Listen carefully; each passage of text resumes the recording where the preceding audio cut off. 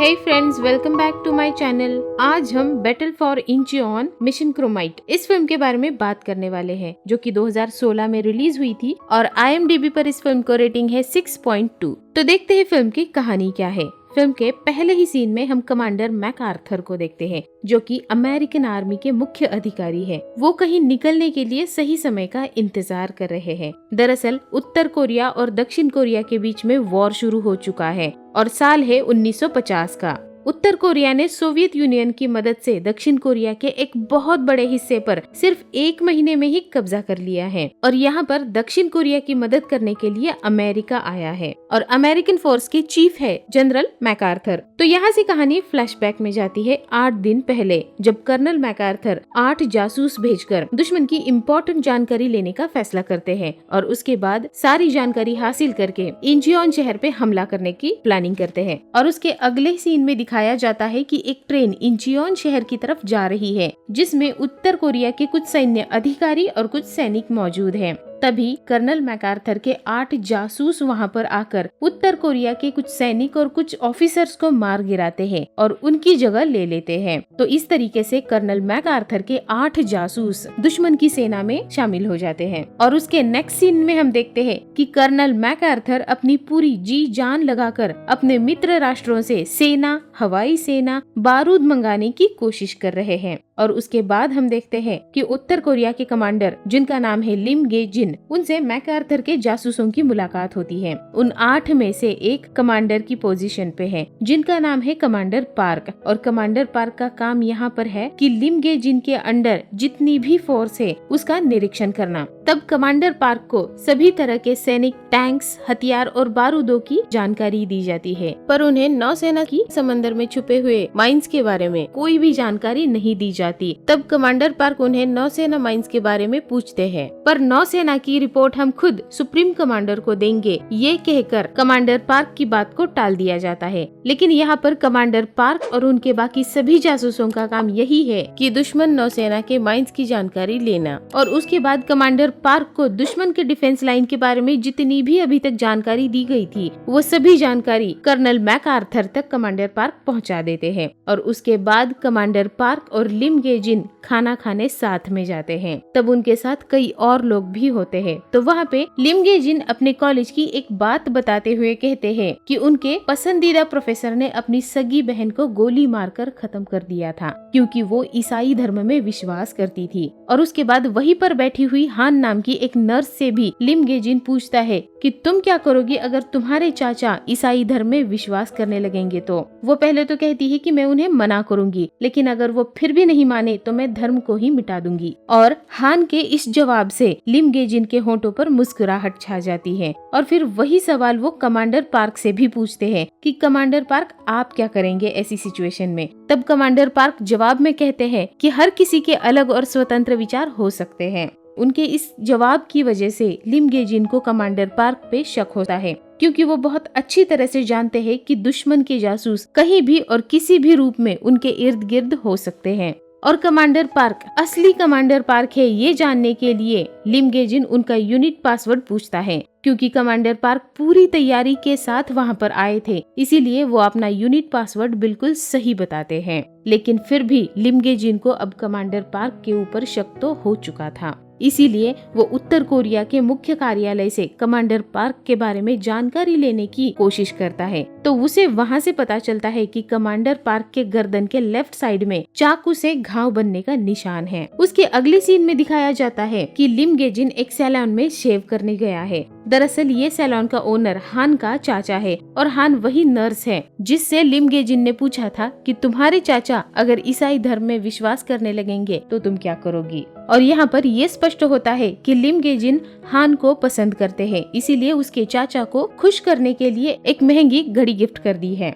फिर हम देखते हैं कि कमांडर पार्क पूरे नौसेना कार्यालय और हथियार खाने में चेकिंग करने जाते हैं, लेकिन उन्हें वहाँ पर भी नौसेना माइंस की कोई जानकारी नहीं मिलती। तब वो लिम गे जिन से जवाब मांगने के लिए शूटिंग एरिया में पहुँच जाते हैं और उनसे पूछते हैं कि आखिर उन्हें नेवी के बारे में कुछ भी जानकारी क्यों नहीं दी जा रही है। और तब अचानक से लिम गेजिन कमांडर पार्क के ऊपर गन तान देता है और गर्दन पे चाकू का निशान देखने की कोशिश करने लगता है और उसे असल में कमांडर पार्क के गले पे वही निशान दिखाई देता है और कमांडर पार्क की माफी मांगते हुए बड़ी ही चालाकी से वहाँ पर भी वो नौसेना माइंस की बात टाल देता है। उसके अगली सीन में हम देखते हैं कि जनरल मैकार्थर इंचियोन के नेवी डिफेंस की जानकारी ना होने की वजह से वो अपनी हमले की योजनाएं नहीं बना पा रहे हैं, लेकिन वो आदेश देते हैं कि रेडियो के जरिए झूठी जानकारी फैला दी जाए और ये झूठी जानकारी दुश्मन तक पहुंचे इस बात का खास ध्यान रखा जाए और रेडियो से अपने ही दूसरे रेडियो स्टेशन पे जानकारी भेजे जाने लगती है कि उत्तर कोरिया के मैकडोंग नदी के सभी पास वाले शहरों पर अमेरिका हमला करने वाला है और ये झूठी जानकारी दुश्मन तक इसलिए पहुंचानी है क्योंकि वो इंचियोन शहर पर ज्यादा ध्यान ना दे और उनको यकीन हो जाए कि इंचियोन पे अमेरिका कभी हमला नहीं कर सकता।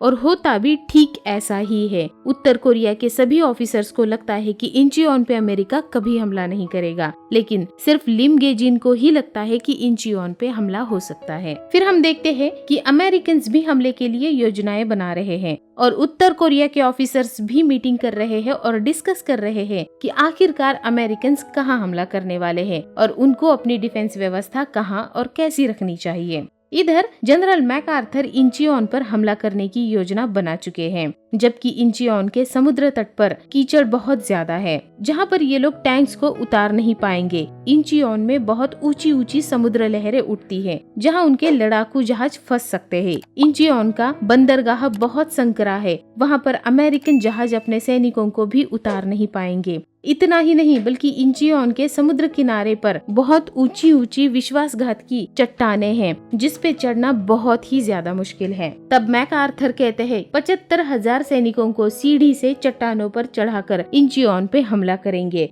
सबसे पहले वे वहाँ के तट पे जो लाइट हाउस है उस द्वीप पे कब्जा कर लेंगे और अपने सभी सैनिकों को सीढ़ी के सहारे ऊपर चढ़ाएंगे। और 100 बातों की एक बात, इंचियोन पर हमला सफल होने के 5,000 में से 1 चांस है। इतनी सारी कठिनाइयां और रुकावटों की वजह से ये मिशन क्रोमाइट लगभग नामुमकिन है। इसीलिए जनरल मैकार्थर की इंचियोन पर हमले की इस योजना को बाकी सभी ऑफिसर्स विरोध करते हैं, लेकिन जनरल मैकार्थर अपनी योजना पर ठाम है क्योंकि वो कुछ दिन पहले का एक वाकया बताते हैं जब दक्षिण कोरिया हार रहा था और सभी सैनिक पीछे हट चुके थे। तब वहाँ ट्रेंचेस में सिर्फ एक लड़का बैठा हुआ था, उसकी उम्र 15-16 से ज्यादा नहीं होगी। जब मैकार्थर ने पूछा कि तुम यहाँ अभी तक क्यों हो, तो उस मात्र 16 साल के लड़के ने जवाब दिया, क्योंकि मुझे अभी तक यहाँ से निकलने के आदेश नहीं मिला है। तब जनरल मैकार्थर उसे कहते हैं कि तुम क्या चाहते हो, मैं तुम्हें दूंगा। लड़का कहता है कि मुझे बंदूक और गोलियां चाहिए। तब जनरल मैकार्थर ठान लेते हैं कि उनको इस लड़के के देश को बचाना होगा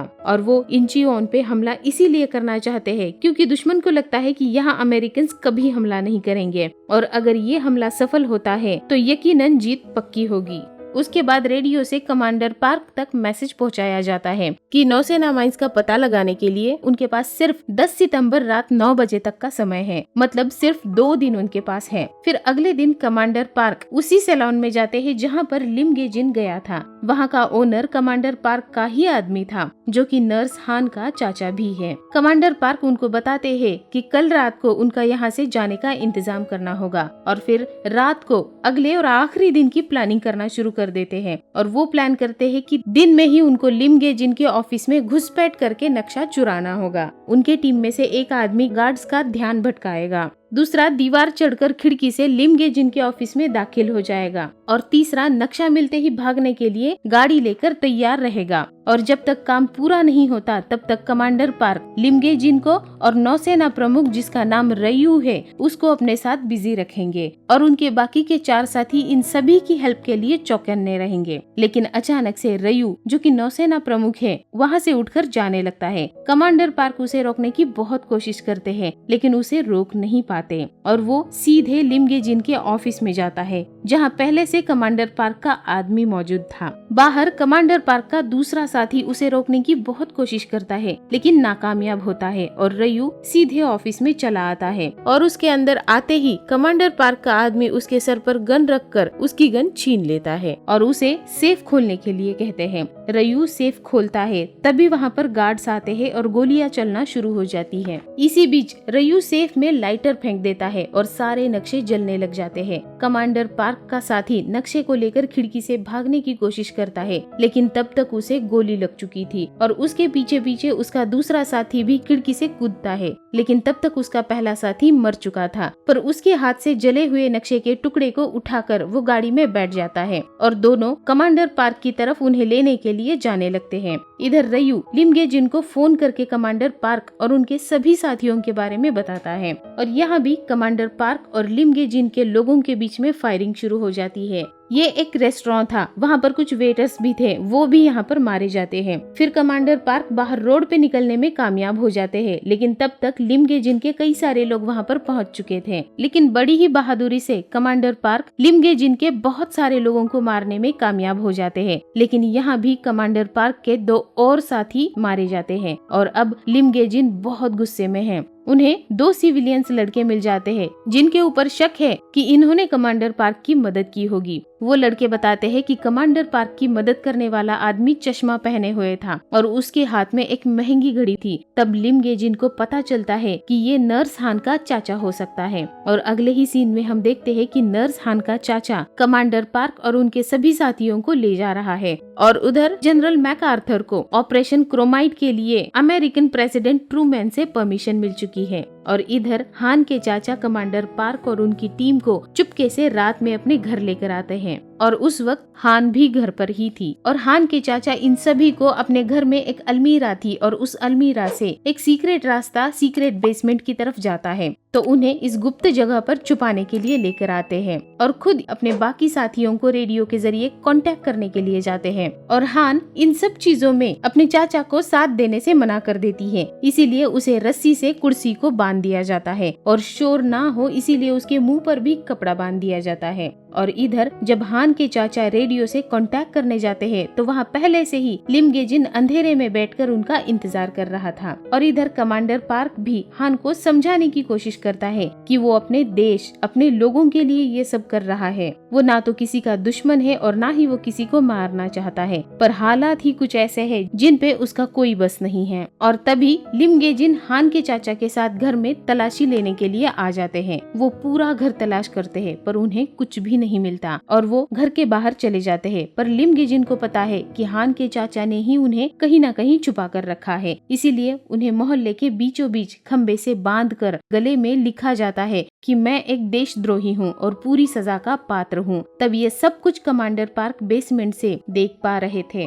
और वो हान से रिक्वेस्ट करते हैं कि प्लीज जाकर अपने चाचा को बचाओ। हान चली जाती है, लेकिन तब तक लिमगे जिन उसके चाचा को गोली मार चुके थे और हान के सामने उसके चाचा दम तोड़ देते हैं। उसके बाद लिमगे जिन का एक साथी हान को भी बहुत ही बेरहमी से पीटता है और फिर इधर सीक्रेट बेसमेंट में कमांडर पार्क की मदद करने के लिए उनके दूसरे साथी आ पहुंचते हैं और कमांडर पार्क को बताते हैं कि अमेरिकन समंदर से इंचियोन पर हमला करने के लिए तैयार है, लेकिन नौसेना माइंस की जानकारी के बिना ये मुश्किल और बहुत खतरनाक होगा। हमले की योजना 3 दिन बाद की है और इन 3 दिनों में उनके नेवी डिफेंस की जानकारी आपको किसी भी तरह से निकालनी होगी। तब कमांडर पार्क नौसेना कैप्टन रयू को किडनैप करने का प्लान बनाते हैं, क्योंकि रयू घायल हो चुका है, इसीलिए उसे हॉस्पिटल से किडनैप करने का इनका प्लान होता है, जिसमें नर्स हान उनकी मदद करने वाली है। अगले दिन हॉस्पिटल पहुंचने से पहले कमांडर पार्क अपने एक साथी को उसकी बीवी और बच्चे से मिलने का मौका देते हैं और वो खुद भी अपनी माँ को दूर से देखते हैं और खुश हो जाते हैं।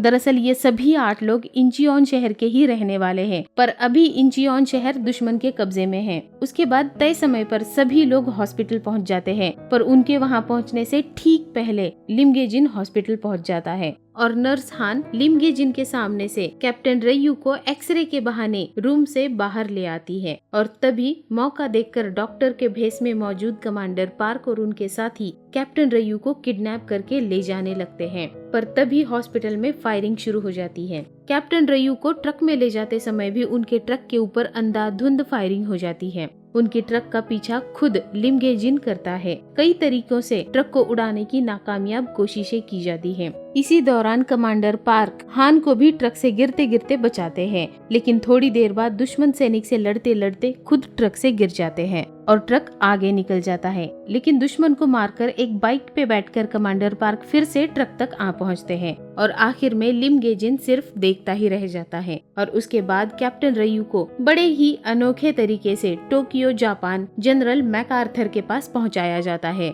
और फिर जनरल मैकआर्थर हमले की तैयारी करते हैं। कुल मिलाकर 260 लड़ाकू और विमान वाहक जहाज और 16 देशों के मिलाकर 75,000 सैनिकों का इंतजाम किया गया है इंचियोन पे हमला करने के लिए। और इस जानकारी को रेडियो के जरिए कमांडर पार्क तक पहुंचाया जाता है। साथ ही उन्हें ये भी कहा जाता है कि 15 सितंबर रात 12 बजे तक पामीडो लाइट हाउस पर कब्जा करके लाइट हाउस की लाइट जला देनी है और जनरल मैकआर्थर को आगे बढ़ने का इशारा देना है। ये संदेश कमांडर पार्क को मिलते ही पामीडो द्वीप, जिसके ऊपर लाइट हाउस है, उस पे 12 बजने से पहले कैसे कब्जा करना है इस बात की प्लानिंग शुरू हो जाती है। तभी खिड़की से बाहर वो देखते हैं कि लिम गेजिन ने कमांडर पार्क के 2 साथियों को पकड़ा है और उनको बड़ी ही बेरहमी से चौराहे पर आम नागरिकों के सामने सर में गोली मारकर खत्म कर दिया जाता है। और इससे कमांडर पार्क का दिल शोक से और आंखें गुस्से से भर आती हैं। इधर तय समय पर मतलब 13 सितंबर को जनरल मैकआर्थर इंचियोन की तरफ निकल पड़े हैं।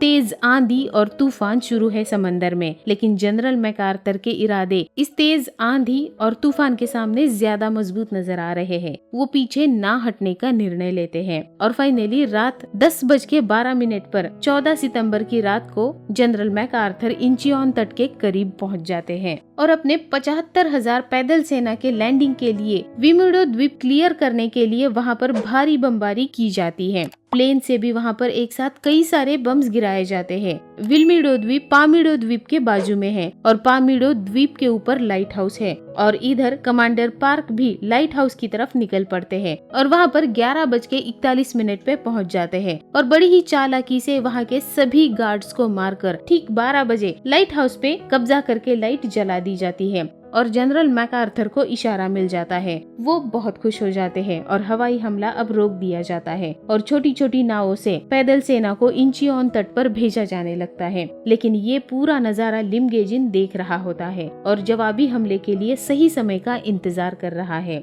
और अब वो सही समय आ चुका था। वो अपनी टीम को TNT बॉम्ब्स प्लांट करने के ऑर्डर्स दे देता है। TNT मतलब जमीन के अंदर बड़े बड़े बॉम्ब्स रख के उसे एक तार से जोड़कर दूर से ही सही समय आने पर बहुत सारी जगहों पर एक साथ ब्लास्ट किया जा सकता है, जिससे कि जनरल मैकआर्थर की सेना के एक बहुत बड़े हिस्से को प्रभावित किया जा सकेगा, वो भी सिर्फ एक ही झटके में। लेकिन जब ऐसा किया जा रहा था तभी कमांडर पार्क देख लेते हैं और तभी लिम गेजिन अमेरिकन पे अपनी तोपों से हमला करना शुरू कर देता है। इधर कमांडर पार्क और उनके 2 साथी दुश्मन के खेमे में घुस जाते हैं। उनमें से एक TNT को नष्ट करने के लिए जाता है और कमांडर पार्क तोपखाने को नष्ट करने के लिए आगे बढ़ते हैं और तभी अपने टैंक से सही जगह पर निशाना लगाते हुए लिम गेजिन का पूरा तोपखाना नष्ट करने में कमांडर पार्क कामयाब हो जाते हैं। लेकिन यहाँ पर इस उड़ते हुए मलबे का एक टुकड़ा आकर कमांडर पार्क के साथी जो टैंक चला रहा था उसके सीने में आके धंस जाता है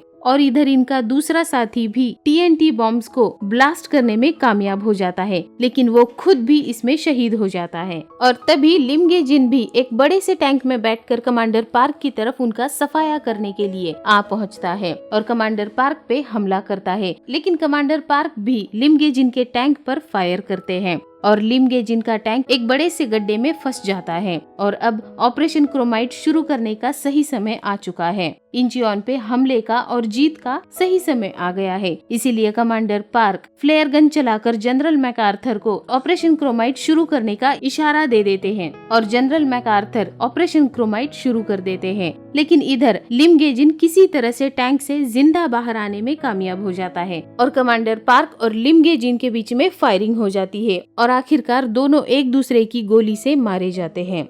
और फिर आसमान में सैकड़ों प्लेन और हजारों की तादाद में पैदल सेना इंचियोन के तटों पर उतरती है। इंचियोन पे हमला करके इंचियोन को जीत लेते हैं और इस तरह से ऑपरेशन क्रोमाइट सफल हो जाता है। इंचियोन को वापस हासिल करने के बाद दक्षिण कोरियन इंचियोन रहिवासी सैनिक जब अपने शहर लौट आते हैं तो भीड़ में एक माँ की आंखें अपने बेटे को ढूंढ रही थी, एक पत्नी की आंखें अपने पति को और बच्चों की आंखें अपने पिता को ढूंढ रही थी। बहुत सी आंखों को सुकून मिलता है अपने अपनों को वापस देखकर, लेकिन बहुत सारी आंखों में खुशी के आंसुओं के साथ साथ अपनों को खोने के गम के भी आंसू दिख रहे थे। और ये युद्ध इस घटना के 3 साल बाद मतलब 1953 में खत्म हो जाता है। इस युद्ध में लगभग 3 मिलियन जाने जाने का अनुमान लगाया जाता है। तो आपको इस फिल्म की स्टोरी कैसी लगी कमेंट करके जरूर बताइए। वीडियो को लाइक करिए, चैनल को सब्सक्राइब करिए और अपने दोस्तों के साथ शेयर भी करिए। And finally thanks for watching. Bye bye.